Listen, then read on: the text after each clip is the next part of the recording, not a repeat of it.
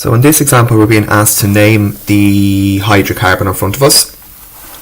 So we're going to start as we did before. So step 1, identify the longest unbroken chain of carbon atoms, and that would be this chain here, and we see that that's 3 carbons long.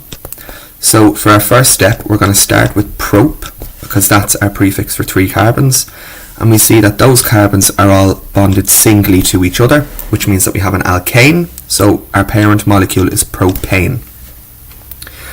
Our second step then is to number the carbon atoms in the parent molecule.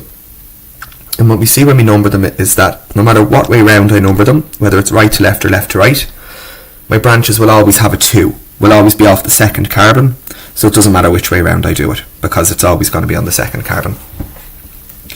Third step then is to name and locate all of the branches. So if we have a look, these are our branches here, and each branch is made up of 1 carbon.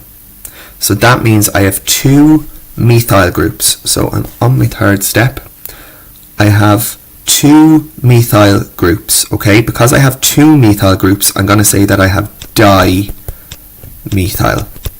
because there are 2 of them. Di for 2. But I can't just leave it there, I also have to say where they are.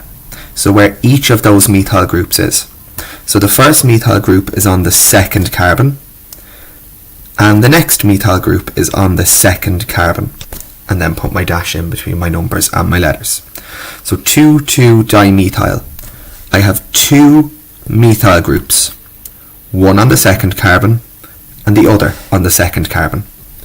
And then I finish my name, so I have my full molecule once I put my parent molecule in, so propane.